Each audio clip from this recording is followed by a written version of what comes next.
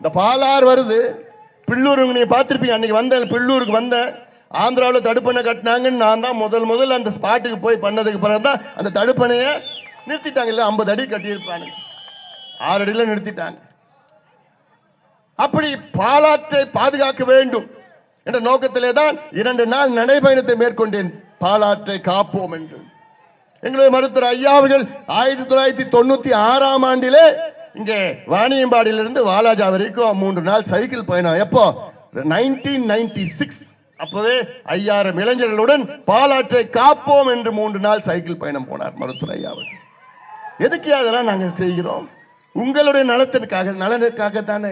இந்த மண்ணையும் இந்த மக்களையும் காப்பாற்ற வேண்டும், பாதுகாக்க வேண்டும். சுத்தி இருக்கிற இந்த மண் எல்லாம் விவசாய பூமி, நமக்கு சோறு போடுகின்ற மண்.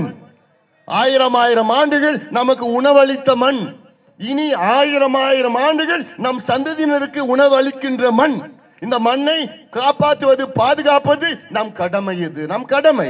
நம்ம இடையில வந்துட்டு நம்ம போவோம், அவ்வளவுதான். வருங்காலத்தில் இளைஞர்கள் எங்கே சாப்பிடுவாங்க? வருங்கால சந்ததி எங்க சாப்பிட போறாங்க? நம்ம மண்ணை நாசப்படுத்திட்டோம்.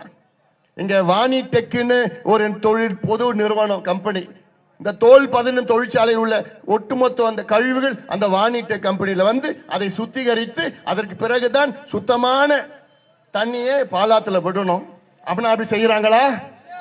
இல்ல இல்ல. ராத்திரில யாருக்கும் தெரியாம தண்ணியை திறந்து விட்டுறாங்க.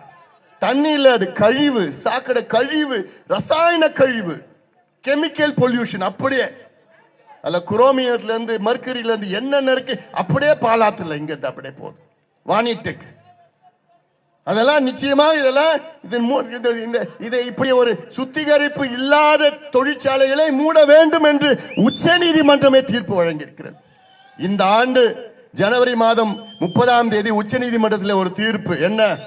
வேலூர் ஒருங்கிணைந்த மாவட்டம், பழைய மாவட்டம் திருப்பத்தூர், ராணிப்பேட்டை, வேலூர், இந்த 3 பகுதியில் உள்ள தொழிற்சாலைகள், தோல் பதனிடும் தொழிற்சாலைகள், அதை ஒன்று நீங்கள் தூய்மையாக நடத்துங்கள், மண்ணுக்கும் மக்களுக்கும் தண்ணீருக்கும் காற்றுக்கும் மாசுபடாமல் நடத்துங்கள், இல்லையே இதை மூடுங்கள் என்று ஒரு ஓய்வு பெற்ற உயர்நீதிமன்ற நீதிபதி தலைமையிலே ஒரு குழு அமையுங்கள் என்று சொல்லி எல்லாம் நம்ம அழுத்தம் கொடுத்த பிறகுதான் இப்ப சத்யநாராயண், நீதியரசர் சத்யநாராயண் ஓய்வு பெற்ற நீதிபதி, அவர் தலைமையில் ஒரு குழு போட்டிருக்காங்க. அவர் வந்து என்ன பண்ணாருன்னு தெரியாது. எதுக்கு இதெல்லாம் சொல்றேன்னா, இதை பற்றி யார் பேசுவா? நம்மை தவிர வேற யாராவது பேசுறாங்களா? நம்மை தவிர வேற யாராவது, எந்த கட்சி, எந்த இயக்கத்தை சார்ந்தவர்களை யார பேசுறாங்களா? இந்த மண்ணையும் மக்களையும் காப்பாற்றணும், தண்ணீரை காப்பாற்றணும்னு.